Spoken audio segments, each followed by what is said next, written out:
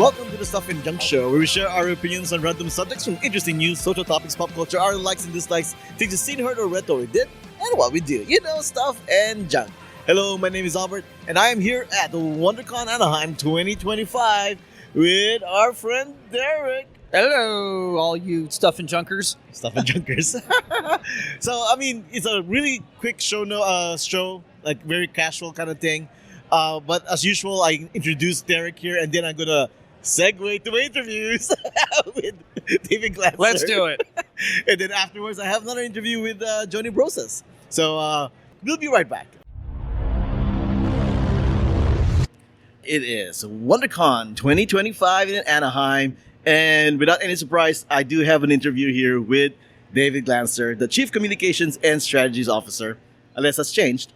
Oh, no, it's still the same. It's still that one. Now, I think we said this last year at WonderCon, where WonderCon is the quieter version of Comic-Con. It's like, I would call it Comic-Con late 90s, early 2000s. Is how I describe it. Yeah, that's probably a good idea. I think, WonderCon, I think we've mentioned this before, started in the Bay Area and always had a more casual vibe. Mm-hmm. And I think that's stayed even down here in Anaheim. And we hear that from people who say it's great to be able to attend panels and do all the stuff that they would normally do, but in a less frantic environment. Absolutely. And speaking of less frantic, our conversation at the Comic-Con usually involves a lot of complaints, a lot of issues with here and there, because so many people, more complaints show up.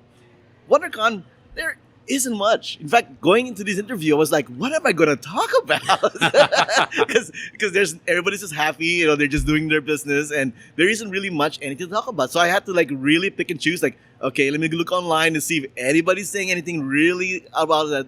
One of the things is badge shipment. A lot of people I know never got their badges in the mail, which was kind of like the thing that they were hoping. But was there any percentage of the people who did or did not get badges? There's a deadline. After a certain period of time, they can't ship the badges out because they may not make it in time. So I know that's an issue. I'll look into that. I really don't know firsthand.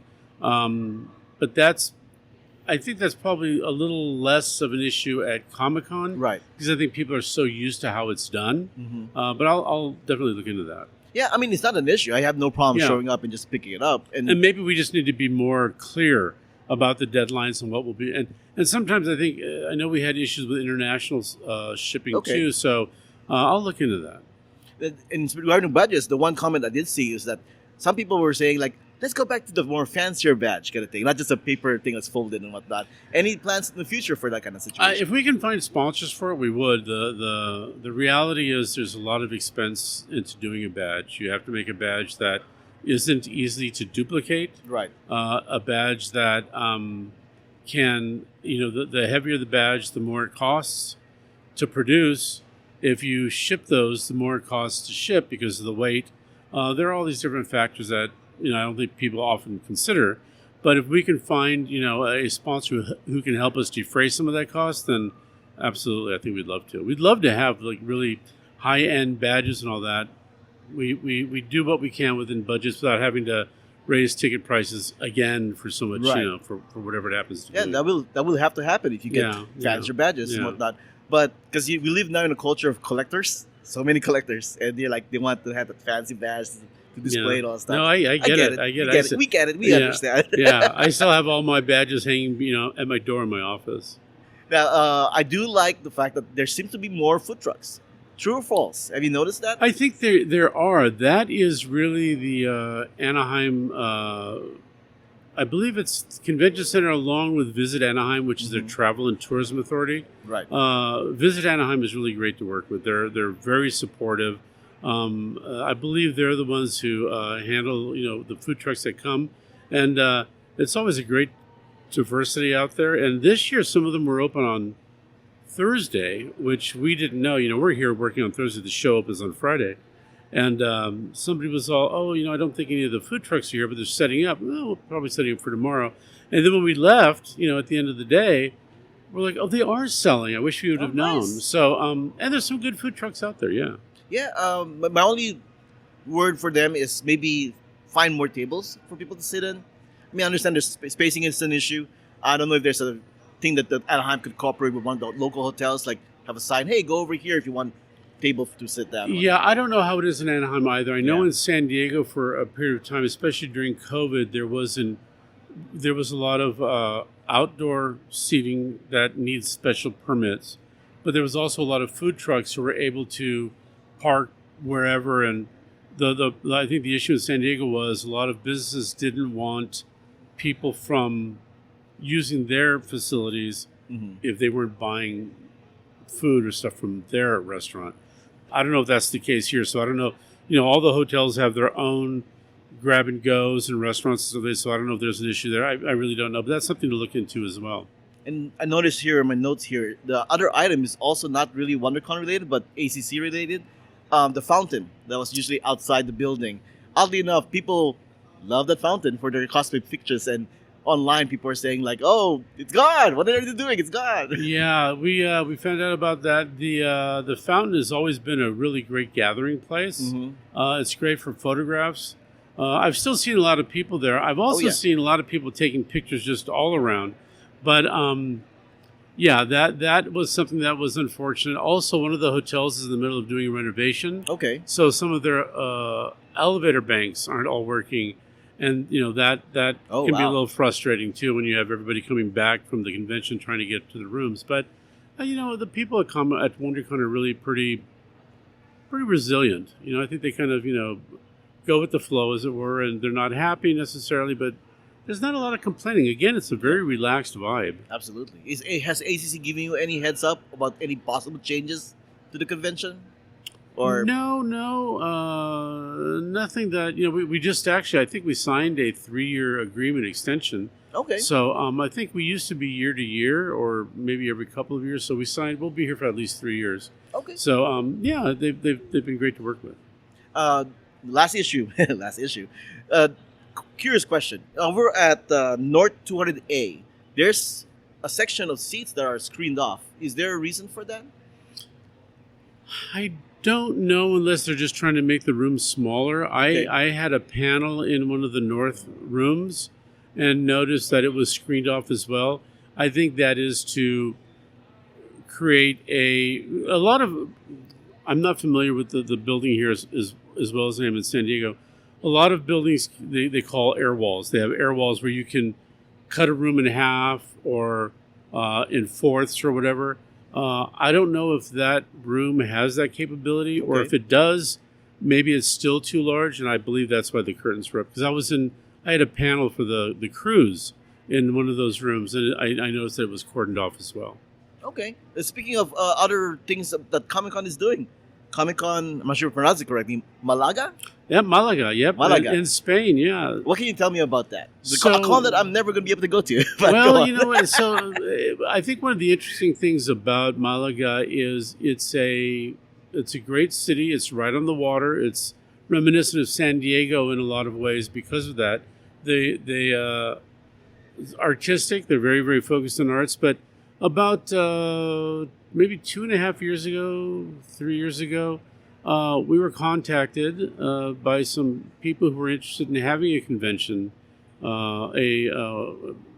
Comic Con in Spain, and we started talking. We're approached not a lot, but every once in a while, and we really do a due diligence of trying to make sure what is it that you want, why is it you want to do this, and what is it that you hope to expect. Mhm. And for us, the most important thing: how will it benefit the fans?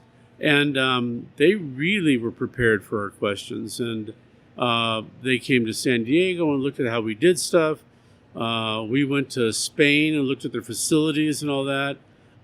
We had, some great dialogue, and we thought, you know what? I think we think they can pull this off. They have a great deal of support. In addition to Dentsu, which is the company that basically is putting this on, they have a buy-in from the city of Malaga, and also from the it's called an autonomous region of Andalusia, which is, we would kind of think of it as like a state or something, but it's its own authority. They have a president and stuff like that, and the president was at the press reveal, and the mayor, and it was really nice. And my fingers are crossed for a really terrific show. So is this a licensed convention for Comic Con? It's a license, Oh, yeah, wow, okay. and we're pretty involved in terms of giving them advice on what works and what doesn't, and they also run stuff by us. What do you think of this? And for the most part, I don't think we've said no to much of anything. They really are trying to duplicate the feel of the fan experience in San Diego. And so far, the first show was in the end of September of this year, so we'll see how it goes. We're very excited, and we've heard from a lot of people who are excited about the event as well, who are in Europe. So I hope it'll be a great success for them and for everybody. Will you be going? I will be. Oh, Yeah. nice. I look forward to that. Yeah. This is like the situation with Disneyland and Tokyo Disney, because Tokyo Yeah. Disney is a licensed park. Right. So Isn't also Paris Disney also? I think that one was actually the company's. The company owns it. I think I think Tokyo Disney is the only one. Yeah. From what I understand, Tokyo Disney is the only one that's licensed. But I also understand that Tokyo Disney really understands the brand and has done a Absolutely, really yeah. good job. And I think that's the thing. You always have to be careful with the brand because it is who you are. Right. And you never want to have something that reflects badly on that. I think the team at Malaga completely understand that. And, I have my fingers crossed that'll be pretty good. Several years ago, probably 10 years or so, we were approached by another country, and they really wanted to have an event there. And again, we had negotiations, and I did a site inspection, and they really had their stuff together. And one of the things they had said was, they were talking to some other conventions, thinking they were us, and they said what they really liked was that San Diego seemed to have, and maybe because we're nonprofit, San Diego seemed to really have the fan experience as what drove things. It wasn't necessarily the profit margin or things of that nature. And so that's a good thing, but it means that you have to be careful of how you monetize profits, right? You can't. It's not just a money-making venture. It really has to be something that is worthy of the brand and that fans want to come back to. When Comic-Con started, it was a small group of people, and each year it kept growing and growing, and we've outgrown the convention center. So I don't know if that'll happen in Malaga, but, if it does, that would be fantastic, too. That is the one thing I really love about your organization, Comic-Con International, is that it is for the fans. It's not for the profit. Right. Which a lot of conventions are kind of for the profit. Yeah, and there's nothing wrong with that. I had some friends that who were in management for some of the other conventions, and it's just a different operating procedure. And also, it's not cheap to do these conventions. Of course, yeah. So I completely understand the for-profit companies who really do have to look at what they have, and they have to make sure they can monetize in such a way that it continues to make a profit so they continue to produce the show. Our being nonprofit, our mission is really what guides us. Of course, we never want to lose money, so we have to try to cut corners where we can, or expenditures, but we never want that to affect the attendee experience. Okay. So normally at the end of the interview, I have a fun question for David. This time around, I'm mixing it up. Uh-oh. WonderCon plus fun question. Okay. So you may not have noticed it, but the most popular cosplay that I've seen around is for the video game Marvel Rivals. It's pretty much Marvel characters with costumes that are specifically for that video game. So my question is, do you play video games? I wish I did. I got to tell you, I played video games back before I'm sure many of your listeners were even born. We used to have video arcades where you could go and play any number of video games. There's a couple of video games. I have an Xbox. There's a couple of video games that I do play. I'm really horrible at it. But one of the things that I've seen in the last few years is just how they've exploded. Right. And I think that is something that it doesn't surprise me that the cosplay is really big with that, because it's bringing people, I think, young and even older. Absolutely, yeah. There's no age restriction. It's just a matter of, like with anything, I think, popular arts, just being passionate about it. I have a buddy I work with here who, almost everybody here is very much into video games. And he's very nice about holding my hand and saying, don't get frustrated, just, work the problem through. okay, but I get frustrated very easily. But they look like they're a lot of fun. I wish I was more savvy, to be honest with you. Yeah, we live in a culture now where the kids associate comic book characters for their video games and their movies more than the comic books. Yeah, well, Yeah. but I think it's funny when I first started with Comic-Con back in 1984 as a volunteer. It was very different than it is now. It was just comics were just a completely print medium. It's changed a lot. And Comic-Con has too, interactive multimedia, video games, any of a number of stuff. You go on the floor of WonderCon or Comic-Con and it's just technology has really just exploded. And with that are some really cool, fun things for people to do. And they do, and I feel sometimes like I'm a little bit of a dinosaur thinking, what is that? You speak of dinosaur, and you mentioned video arcades. I grew up in video arcades as well, Did so you I know really? that very well. Okay. Yeah, my first console was an Atari 2600. Oh, yeah, exactly. Yeah, Yeah. so- I remember Pong. Now, granted, that was even before my time, but I remember Pong. Yeah, you're before your time. Come on, David. Well, it was a little bit before it's our time. It's our well, time. yeah, okay, maybe. It was For our me, time, yeah. my game we was didn't back have then. one, but... For me, my game back then besides Pong and Pac-Man was Combat. Oh, yeah. So we had to move the tanks and whatnot. It would, Yeah. what was the one that was... it was basically the green lines of the tanks and Oh, that was like pseudo 3D kind of thing? yeah. Yeah, But it was just line art, and I was actually good at that game. Oh, okay. And I really loved that. I mean, it's very simple. I'm sure if kids look at it today, they'd be like, "What the heck?" But I really like that one. You'll be glad to know that a lot of kids nowadays, they do like some of those retro games. Do they really? Yeah, because those are being resold again and whatnot. So and a lot of them are kind of like fascinated. Like, Oh yeah. what did my grandparents, what did my dad play back in the day? Kind of thing. And It's probably like vinyl, right? I think I know a lot Exactly, of music yes. people are Yeah. now saying they like vinyl. I can break out my records now, Yeah. but it's good to know that because maybe I will have one of my friends take me down and see if I can find some old retro games. Yeah, and, retro is cool. Yeah, Right. and maybe I will be cool again. Yeah, there we go. Well, I was never cool, but maybe maybe I'll be able to fake my way through it. All right, and just to let you know, my favorite panel of this weekend was the Jim Lee and Tom McFarlane panel. That was Pretty amazing, wasn't Yeah. it? It was nice to see both of them just kind of speaking freely and enjoying each other, and I think we all as fans got to benefit from that. That was really, really a great panel. Yeah, it was amazing. It was Yeah. amazing. All right, well, like I said, there's not much to really talk about or complain about with WonderCon because WonderCon's amazing. So, and there we go.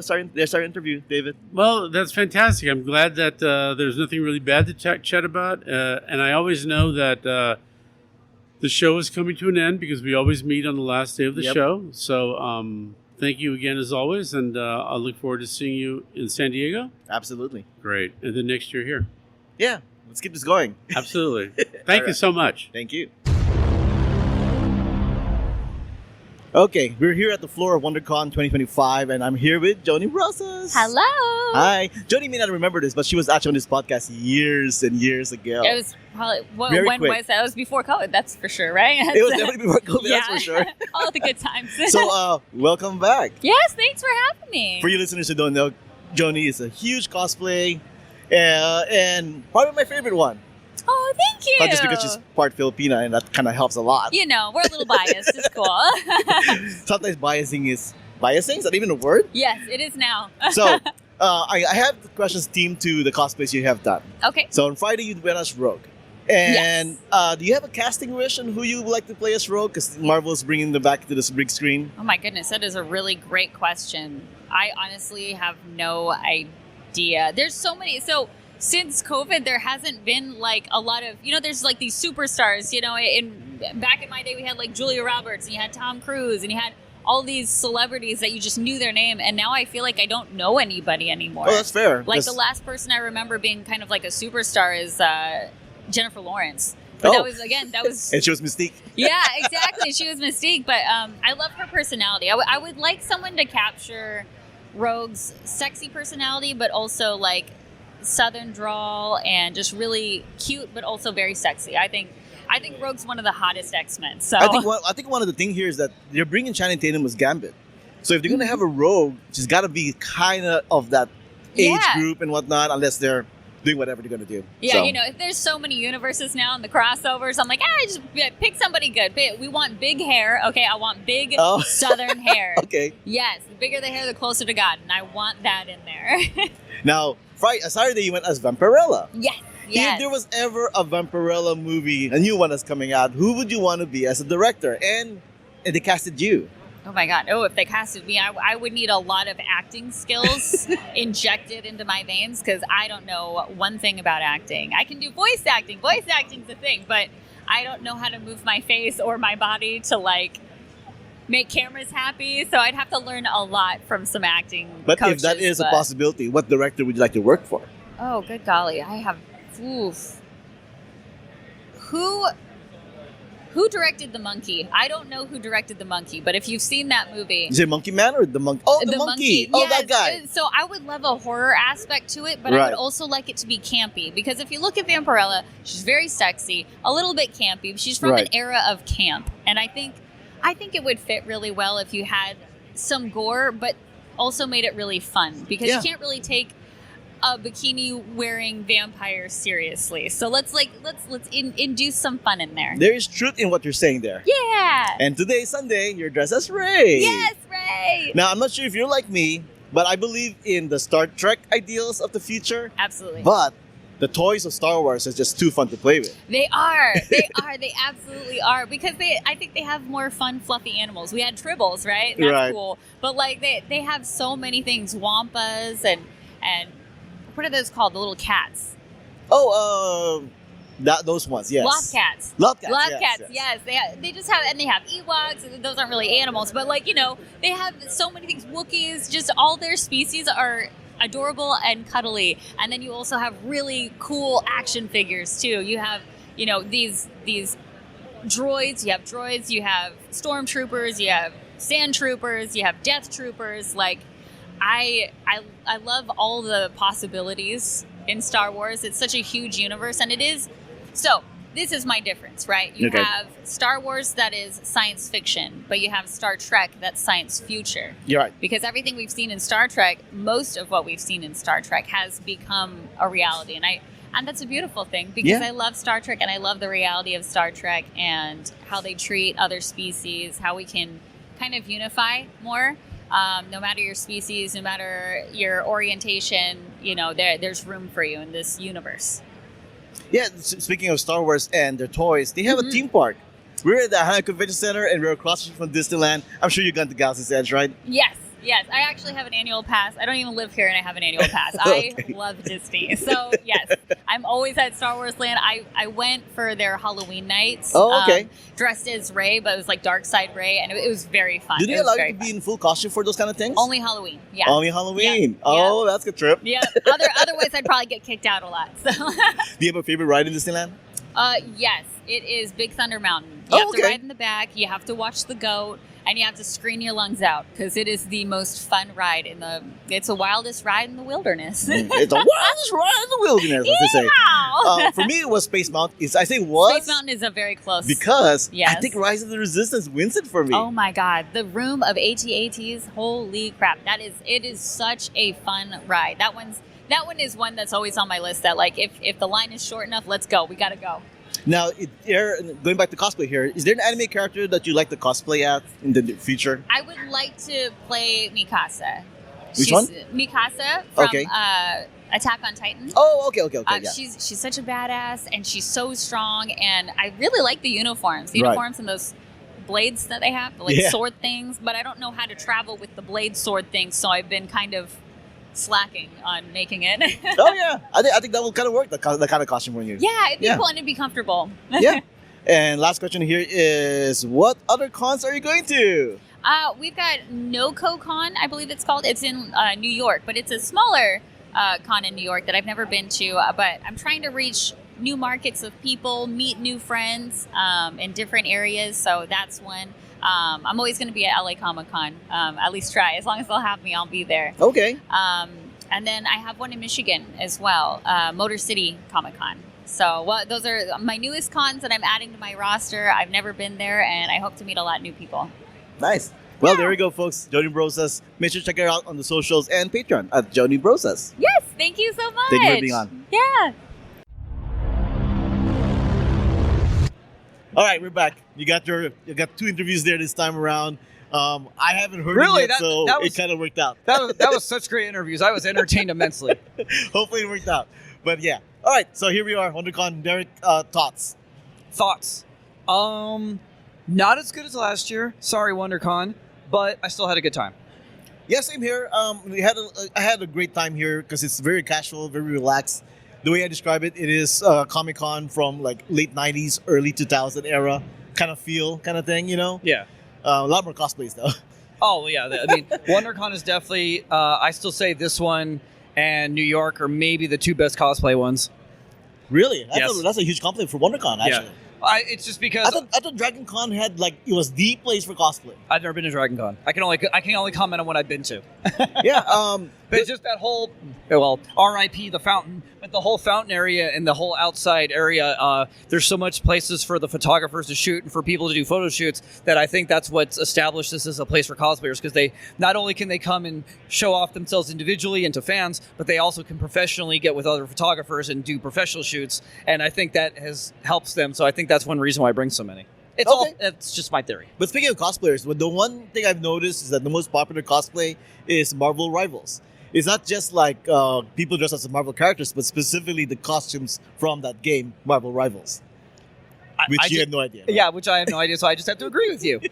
Sure, Albert, yes. The one cosplay that I expected to see that I did not see a single person wearing it is from the anime Solo Leveling, which you also have not seen. But Solo Leveling is... You can explain to people why you thought that would happen. Well, because Solo Leveling is the most popular anime right now in the internet. Okay. In fact, it just had its season finale. Like, literally yesterday, as of this recording, it had its season finale. Do you think people just maybe didn't have time to make it? I have no idea. Not only that, but there's no merchandise for it. There's no merchandise for the show on WonderCon except for one tumbler. There was one tumbler with Solo Leveling on it, and that's it. I will say the only thing that I can say animation-wise is I'm very disappointed in the lack of Invincible people. I saw like 2. At least they had Invincible people. I know, but I saw like 2. That was it. No Omni-Mans, none of the villains, like nothing. I saw an Omni-Man, and I saw Alan. No, Which guy? the girl. Girl? Oh, Adam Eve? Yeah. I saw lots of Adam Eves. I haven't seen one at all. Okay, so it's just timing, I guess. Timing. I guess. Like the whole timing when you saw a guy or girl dressed as a boo-boo. I wanted to get a picture of that, but I did not did he see run that. away? When I got out there, it was gone. Oh, man. Because Labubu was like a thing here at WonderCon. There's like a lot of Labubu merchandise and whatnot because they caught on that it's popular. I thought with the season finale just happening for Invincible that there would be so many people dressed up for Invincible, but apparently not. Oh, I'm saying there were a lot because I saw a bunch of them. So I guess it's timing. This is all timing. I guess so. The other thing I noticed too is Jurassic Park had a huge presence as cosplayers, and I was thinking like, why? And then I realized, oh, that's right, there's a movie coming out this year. Apparently they had a booth here? They had a booth here? I don't know. Some guy was riding. He was riding, the little inflatable dinosaurs they do. There was 2 guys, and they had their little inflatable dinosaurs. They were riding. They're like, "Hey guys, where's the Jurassic Park booth?" I'm like, bro, I don't know. I didn't know there was a Jurassic Park booth. So I don't know if maybe he had incorrect information, but that's what they were asking me. Yeah. Well, what have you noticed in terms of cosplays? This is not helpful for the audience. A lot of stuff that I did not know. A lot of stuff that I just look at, I'm like, wow, that's really cool. No idea what it is. Like, I didn't see a lot of, like, Spider-Man, Batman. You didn't? Well, I'm saying... It's all timing because I see nothing but those kind of things. I'm saying in reference to previous years where I see, like, just a massive onslaught. Like, there's some... You didn't? No. I did, but... Well, you were outside, I think, all day, I swear. Not all day, Okay. but a good chunk of my time was, like, taking cosplay. If you go to our Instagram, you'll go see all those pictures. I will admit that I took less pictures of cosplay this year than I think I have in, like, 5 years, but that's because I was just inside a lot. So anyways, going back to what you're saying, I did see a good amount of cosplay, but it was just a lot of stuff that, wow, that's just really cool. No idea who you are. And a lot of people I'd have to go to them, I don't know what you are, what is it? And they would tell me, and I'm like, oh, that's really cool. So I have done that. When I asked, like, excuse me, but who are you supposed to be? Kind of thing. So and then there are those I asked, like, and they go, no, I don't want a photo. So I did see some really cool stuff, but I just didn't know what it was. But I didn't see a lot of the, like, I hardly saw any X-Men. Like, What? yeah. I did. Yeah, Wow, I we're just in like totally different circles in the WonderCon. I mean, like I said, if they're all outside, I wasn't outside much, so maybe if they were all outside, I don't know. One thing to note too is I see a lot more Robins than I have seen Batman. That we agree on, yeah. I've seen like 4 Robins. Don't know why. And I've seen like maybe 2 Batman. Yeah, I have no idea what this is. I don't know. You Maybe. know, but People trying to switch it up. I guess. In terms of panels, my I've favorite seen a lot of those. I don't know what that. I've seen that all over the place. That is from. I know listeners, you can't see what you're looking at. It's a video game. I know that. Is it? It's like a Resident Evil soldier, Something like that. Something yeah. like. But Or Call of I've been Duty? seeing them No. all over, and it's not the same ones. It's different ones. Yeah, but there's the panels. My favorite panel for sure is Jim Lee and Todd McFarlane. That was an amazing panel. Well, considering I didn't go to many, but yes, that was my favorite as well. I think I went to 2 panels. That was it. So Okay. There was like a handful of panels that I went to. I was not really doing a lot of panels this time around. Plus, there was a lot of counter programming. for fun for the audience, you had a good sized list. You just didn't make it to them. Okay, fair. Half of my list was just like occupied by me taking pictures of cosplays. But No, but I'm saying you made a list of you had a good wish list or whatever of I panels. did. You're I like, did. and then you just didn't go. yeah, unfortunately, and there was a lot of counter programming where I would have gone to that panel, but it's the same time as the other panel, Well, and so forth. It's ridiculous for me that it's just speaking of for fun. Like I had only one press interview, and it was at the same time as the Invincible panel, which I really would have wanted to go to. So like one of the only panels that I really wanted to go to, and I couldn't go. I went to that one. Haha. Well, no, I'm glad you did because then you made me realize I didn't miss much. But that was at the same time as the X-Men 97 panel, and I wanted to go to that one too. So it was like they really, really made me choose this time around.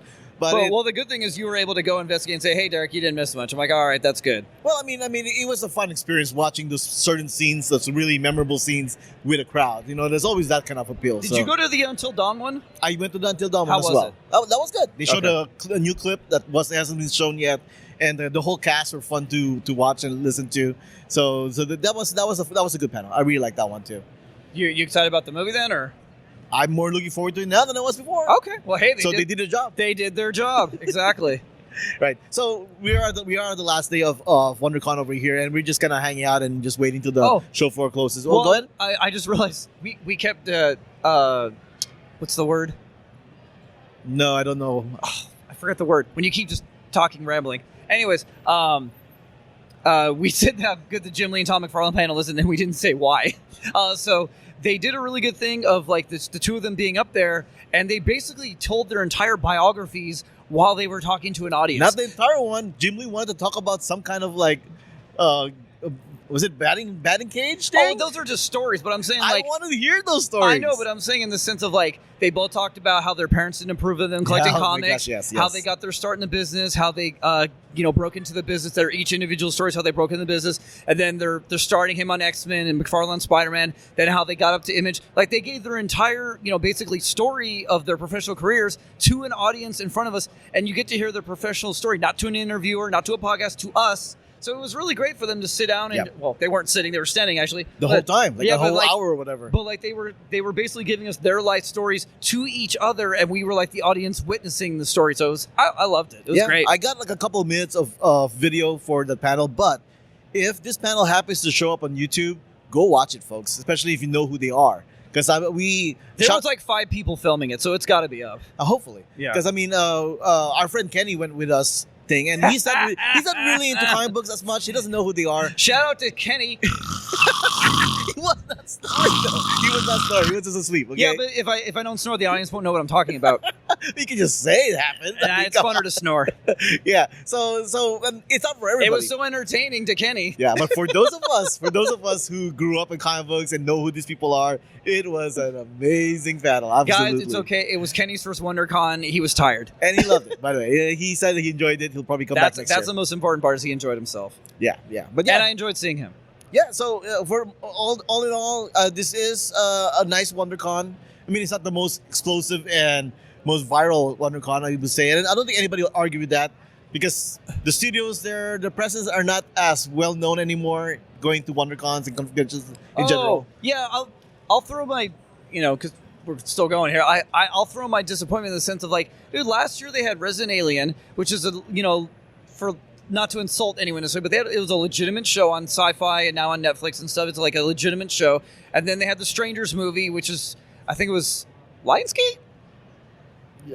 Sure. I think I can't remember what company. But anyways, it was a legitimate film company. So like they brought stuff. And granted, Until Dawn was from I think Sony, and The Hunting Party was from Peacock. But I just feel like they brought better geek-centric stuff last year. But when you say they, you can't actually be meaning WonderCon because it's actually the studios that come over here. I'm not saying they're in control, but I'm saying they, as in putting on this production. Yeah. I'm not saying they're in. They can't make them bring stuff, but I'm just saying as a whole for describing the show. I have to give it a they because how else are you going to say it? Oh well, then on a similar topic here, I go to the Talkback, the WonderCon Talkback, and what WonderCon Talkback usually is. There's no real drama compared to Comic Con. Oh yeah, there's nothing really much to complain about.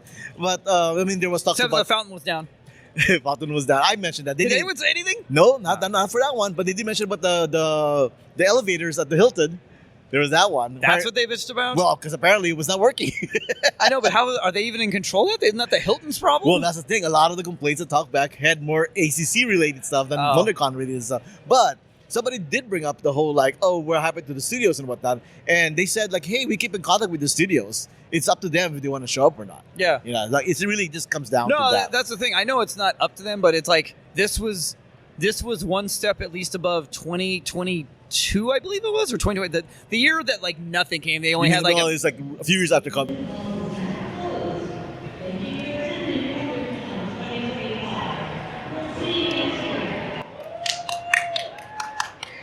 Well, there you go, folks. Hopefully you heard that. Well, we hear that. They're just WonderCon is officially over as of this recording. And on that note, this is the end of the podcast. Then, Derek, unless you have anything else to say. I would just say that I still had a good time. I honestly, though, will hope for it to maybe be a little bit better next year because I had a really, really great time last year, and I was hoping that maybe it was going to carry over into this year. And it didn't. But I, for what it's worth, I still had a good time. But I'm going to hope for better next year. Yeah, I think it'll only get better because of the fact that studios are finally getting into the groove of what their release dates are, and maybe they'll have more for press. Well, go on. I'll say at least it didn't rain.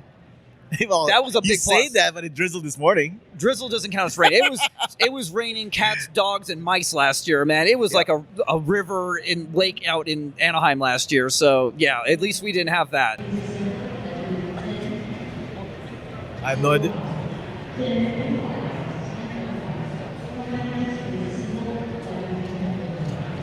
What is that? I have no idea what to say. Is that in a foreign language? It sounds like a foreign language, but so I think they're making another announcement that hey, WonderCon's over, get out of here. Yeah. In another language. But so yeah, we're going to wrap up this podcast. Derek, where can people find you online? I am on the social media as the Geek Potato, and then also my podcast, the Geekdom Fancast, which needs to be revived so badly, but it's still got a library of 200 plus episodes that you can go listen to. So please follow Geekdom Fancast on social media as well. Yeah, and this is Albert. Thank you for having me on. Oh no, of course. And this is Albert. You can find me on Instagram and Letterboxd at Albert5x5. Music has been provided by Gloomy June. All infos, contact infos, and all that stuff can be found at whowhatwhereswhy.com. Is there anything else I'm supposed to pay? Oh, that's it. And this was episode 858. I think it is. Of the Stuff and Junk Show. Thanks for listening. Thanks for joining us. Until next time, this podcast has been a Who What Where's Why production.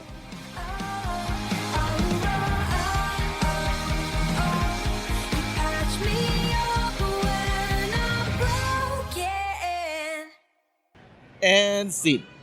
I forgot to stop by Critical Entertainment. Oh my god. Where's that at? It's over there. Do you have time? I mean, maybe. Let's see how fast they throw us out. All right. I don't see anybody kicking us out, really. No, but I feel bad. I always stop by them. I totally forgot. Go. I know. Well, I gotta find their booth number. Okay. I don't want to aimlessly look when I only have a couple minutes left. Should probably turn this on.